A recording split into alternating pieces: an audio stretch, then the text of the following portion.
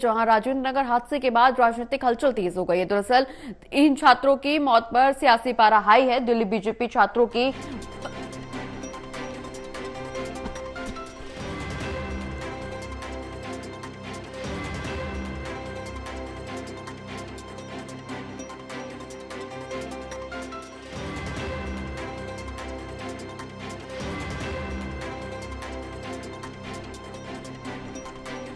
तो दिल्ली बीजेपी छात्रों की मौत के विरोध में प्रदर्शन करेगी। बता दें कि वीरेंद्र सचदेवा के नेतृत्व में ये प्रदर्शन होगा।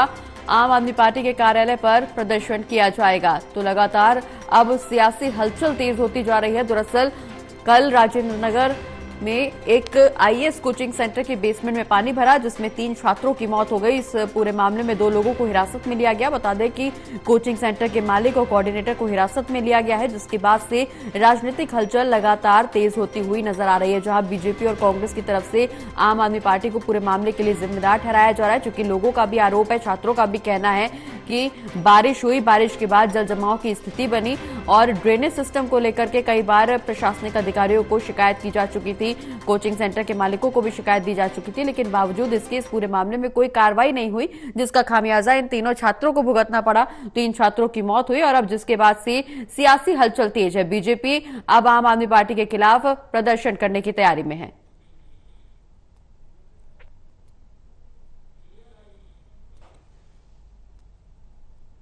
तो राजेंद्र नगर हादसे के बाद राजनीतिक हलचल तेज है। बता दें कि बीजेपी की तरफ से प्रदर्शन की तैयारी है। आम आदमी पार्टी के कार्यालय के बाहर बीजेपी की तरफ से प्रदर्शन होगा और वीरेंद्र सचदेवा के नेतृत्व में यह प्रदर्शन किया जाएगा। ज्यादा जानकारी के लिए सहयोगी रिया हमारे साथ लाइव जुड़ी हुई है। रिया, कल हादसा हुआ और हादसे के बाद से अब लगातार सियासी हलचल तेज है। जहां एक तरफ पूरे देश भर में छात्रों में आक्रोश देखने को मिल रहा है, वहीं राजनीतिक सरगर्मियां भी अब बढ़ती हुई नजर आ रही हैं। बीजेपी आम आदमी पार्टी के कार्यालय के बाहर प्रदर्शन करने की तैयारी में है।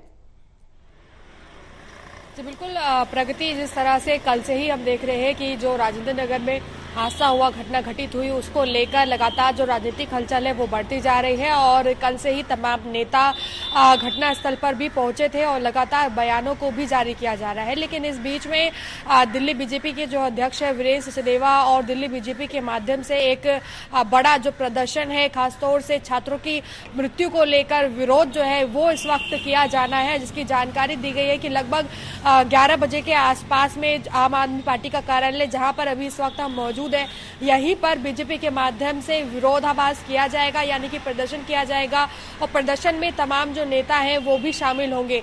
और प्रदर्शन करने का खास कारण जो है वो ये है क्योंकि दिल्ली सरकार को भारतीय जनता पार्टी ये चेता देना चाहती है कि आखिर जल भराव की समस्या को लेकर जो घटनाएं हैं उनका आंकड़ा लगातार बढ़ता जा रहा है। हाल ही में 3 छात्रों की मौत जो है एमसीडी की वजह से हुई। एमसीडी में जिस तरीके से इस समय घोटाला देखने को मिल रहा है, जल भराव की स्थिति हो रही है, वाटर लॉगिंग सिस्टम को लेकर कोई कार्य नहीं किया जा रहा है, सीवरेज की सफाई नहीं हो पा रही है, जिसके कारण ही जो घटना घटित हुई, जिसमें कि हमने देखा कि कोचिंग सेंटर में जो जल भराव है वो बहुत ज्यादा हो गया। लगभग 10 से 12 फीट का जो पानी है वो कोचिंग सेंटर में घुस गया, जिसकी वजह से 3 छात्रों को अपनी जान गंवानी पड़ी।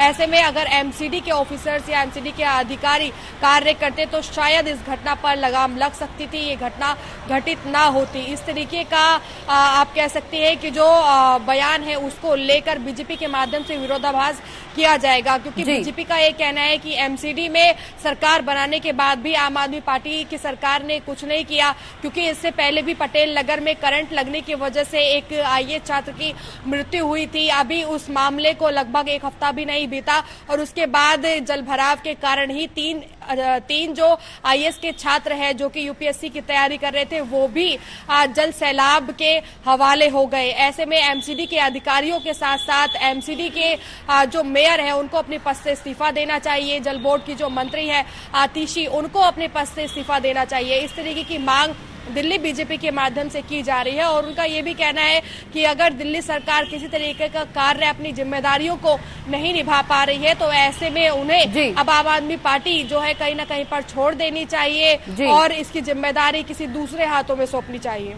चलिए, बहुत बहुत शुक्रिया रिया, ये तमाम जानकारी हमारे दर्शकों तक पहुंचाने के लिए।